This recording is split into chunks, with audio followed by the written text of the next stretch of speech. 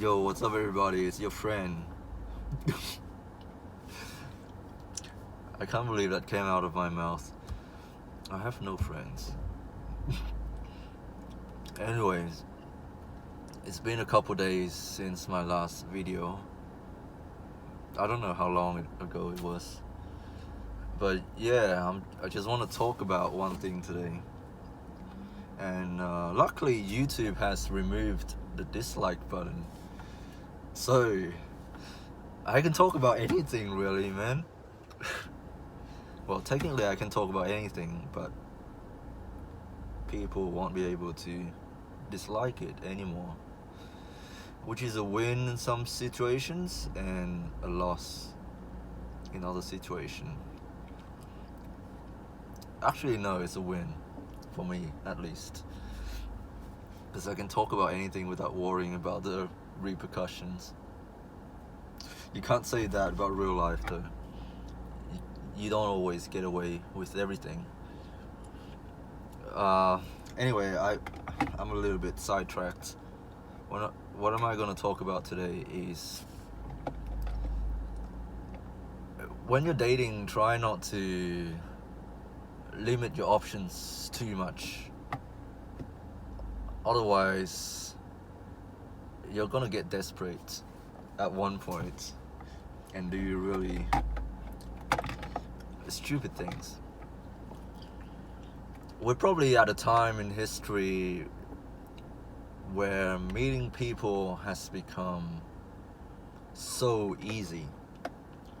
It's probably the best time in history to be meeting new people every day. And some of y'all out there are gonna be like, oh, that's a terrible thing, because with so many options, people are just not gonna put in the work anymore, and hence relationships are gonna fail.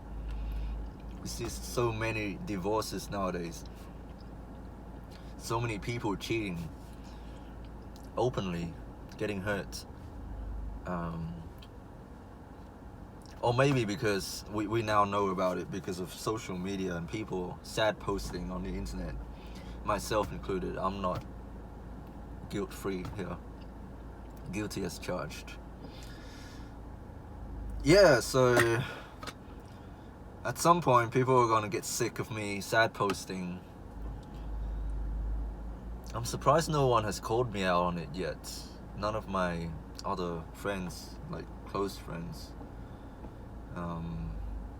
Well, a few have reached out to me, but no one actually messaged me saying, oh dude, you need to fucking stop, you ruining everybody's day, or you need to get your shit together. No one texted me that. But yeah, I've reached that point where I had to physically tell myself, you need to get your shit together. And which was the reason why I've started making these videos, so that I can really explore these emotions and have a medium for me to express my emotions and work through it myself. And the comments on here or elsewhere, really, any of my audience reaching out to me, that's a bonus too, because I can get different perspectives from different people on things that I'm struggling with, and not just on my own, if you know what I mean. Like you can go to therapists as well. They do basically the same thing, but like in a more professional manner, if you will. But yeah, I like the practical approach. I like getting advice from random people, to put it simply. So why am I saying don't limit your options? Because I hate to admit this, but the reason why I joined the church in the beginning was not because I wanted to further myself, to further develop my myself. I joined it because the girls were cute. I had a couple of different Christian people from different Christian denominations in my life before, and back then I didn't think about it, but they had an agenda, and it is to promote their faith. I'm just putting it out there. I'm not going to say anything else, but they all have some sort of agenda, and people do missions because they want to spread the faith. But I didn't think of that. I thought these girls, these beautiful women, they knocked on my door because somehow God has put them there, so to speak, so that they can meet me. And what happens? That's God's plan. That's why I thought. So I saw these beautiful women coming up to my door, and I agreed to, they invited me out to do some Christian shit, like to talk about their faith. And so I agreed. But it didn't go anywhere. I'm talking about one incident here, and the Mormons, the one from Salt Lake in Utah. And these girls, after they hung out with me for like 1 or 2 times, suddenly they disappear, and I didn't get anything out of it. The second time I got involved with religion of some form was the Catholic Church. And this missionary, he's now a good friend of mine, said, bro, you should join our service or our come and see program to learn more about the faith and meet the religious sisters there. They are beautiful. And just the thought about meeting women made me want to join the church. And so I agreed, and I was not disappointed. Let's put it that way.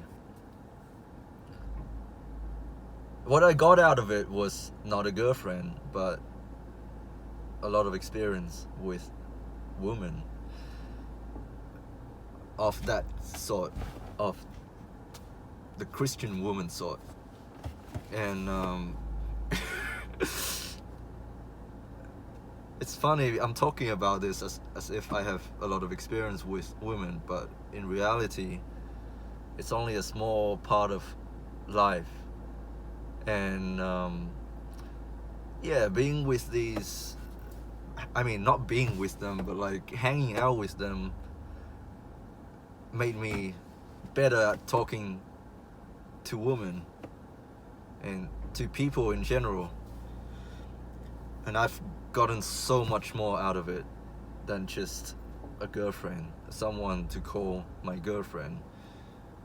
I've learned to be more selfless. I picked up the Bible and I learned about the moral codes that these people go by and how to live the Christian way, how to be more selfless, altruistic, and to, in theory, make the world a better place by connecting people together, bringing them together under the ideology of God. God unites people together, and that's a good thing. That's not a bad thing at all.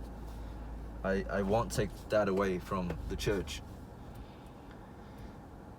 But don't limit your options, man.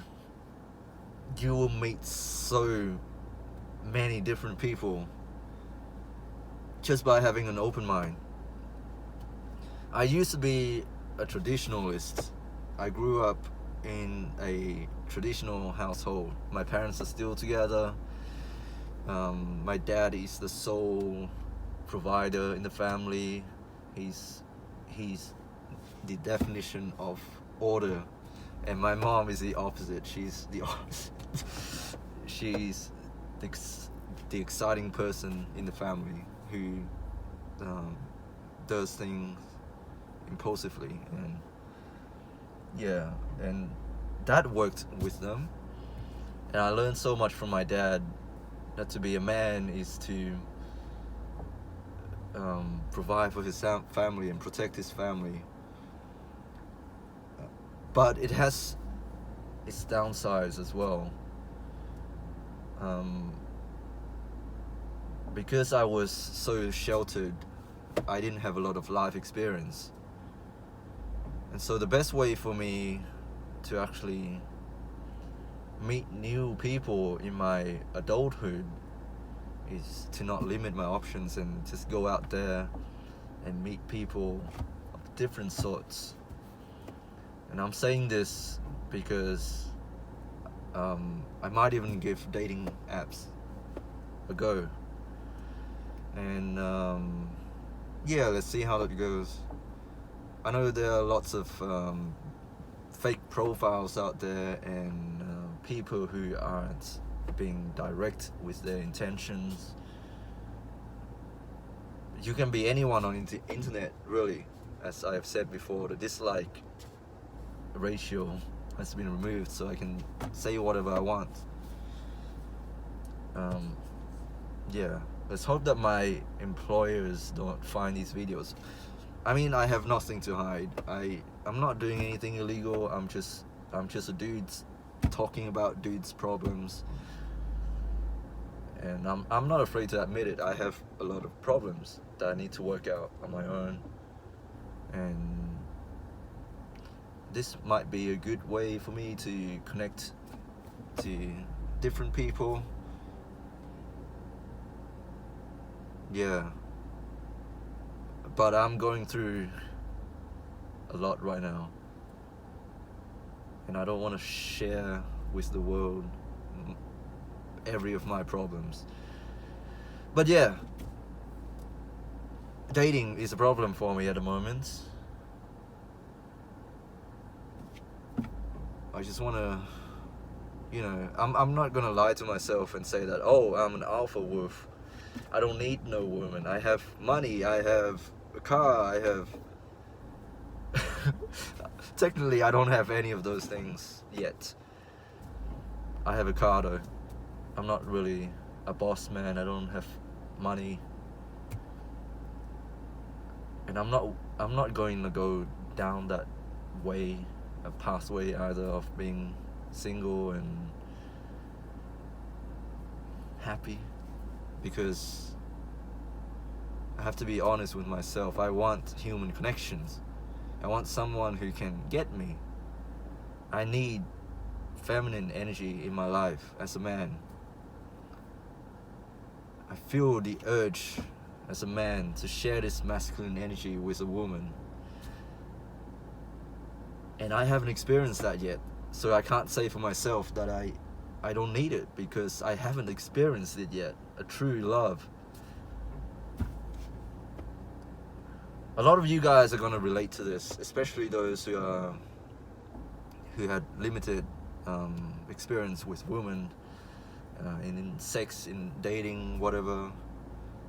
If you go on YouTube and you search up how to get laid, people will tell you, oh, focus on your purpose, focus on your career, on making money, and then women will come to you. Bitch, shut the fuck up.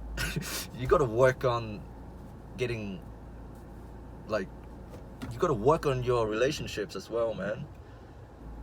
It's not just gonna come to you like that. I mean, you can focus on other things and then focus a bit less on that. But I haven't experienced that yet, so I don't know if I still got it. So I think the best way for me to go about this is actually getting out there in the dating scene again and see if I can actually give myself fully to someone else, because I haven't really experienced love yet. And until then, until I've worked out all my previous childhood trauma, until then I can probably get a girlfriend. Who knows? For those of you who know me, that relationship that just failed, the first one that I've been in, it broke me actually, but I've also learned a lot of things. And love isn't really rational, to be honest. Love is very irrational. When you fall in love, you start thinking with your emotions. Reasons don't really have a major impact here. Or maybe because when I'm in love, I forget about reasons. And so did the girls. So love sometimes doesn't really make sense. But that's coming from a guy who's only been in one relationship. So who knows, man. Anyways, I'm probably gonna get off. Probably gonna head off to work now. And man, this is deep thinking before work. Deep food for thought before work. Hopefully I don't freak out when I get there. This is like a mini warm up for me before going to work. So yeah. Until next time, keep being yourself, and other toxic positivity quotes. No, don't do that. Be yourself. Be self-awareness. Know your emotions. Talk about them to someone you trust. Process them. Work through them. Everyone got problems. They don't talk about it. I'm here, I'm telling you, work through them and you get there. You won't be happy, but you will be on the fine line between happiness and total destruction. Stay on that path.